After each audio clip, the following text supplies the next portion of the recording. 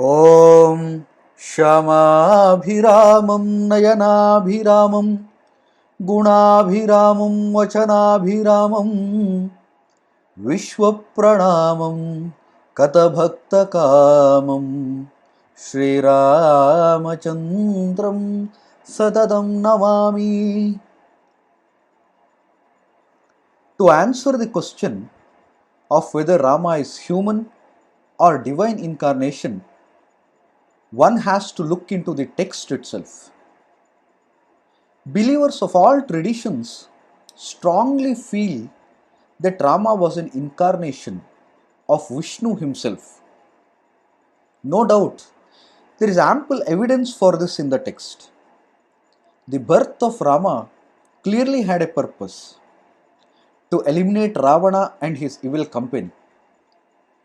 That could happen only by a human due to the boon granted to Ravana by Brahma.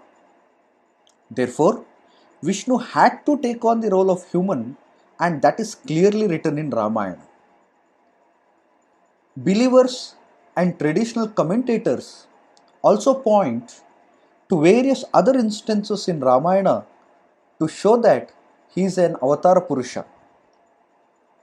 These include the special incidents of his birth, the Aditya Hridaya episode during the ultimate battle with Ravana, Sita Agni Pariksha, and his final journey.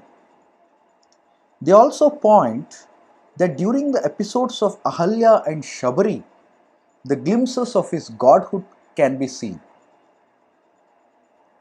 These are indeed parts of Ramayana and we cannot deny them.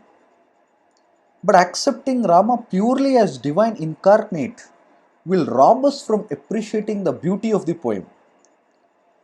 If the ultimate purpose of Rama's life was to kill Ravana, he could have done that by simply waging a war directly against him.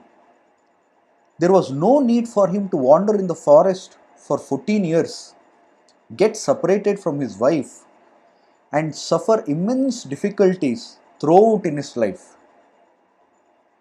It is the human Rama who is appealing. His life, filled with joys and sorrows, makes him relatable to us. We cry at his pain and rejoice his victories. Rama himself conducts like a normal human throughout the poem. He respects the elders, is a caring brother, a loving husband, and a reliable friend. Valmiki says that Rama was liked by women of all ages. Unmarried girls prayed for a husband like him. Married women wanted their husbands to emulate Rama's love for Sita.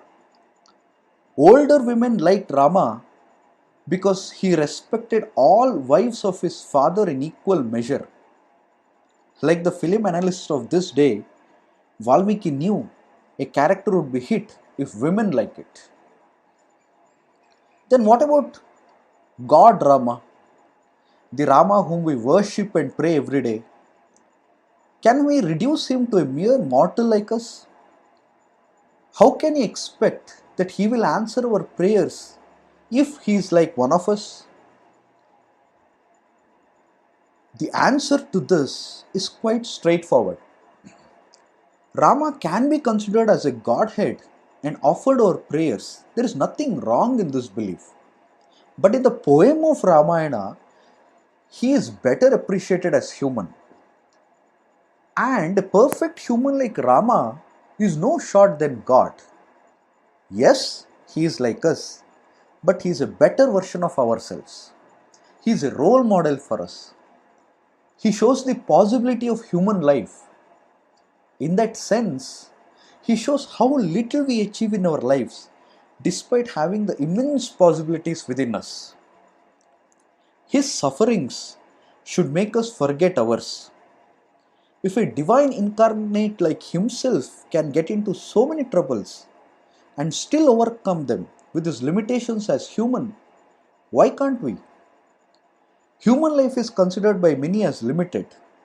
Yes, our faculties are limited, but Rama shows how we can overcome our limitations and achieve a higher goal. Believers can understand Rama as God who hid his divine qualities and lived as one among them in the best possible way. Non believers can see him purely as perfect human being. In this way, both will not miss the essential lesson of Ramayana. That is, one can reach their goal by pursuing them in right direction.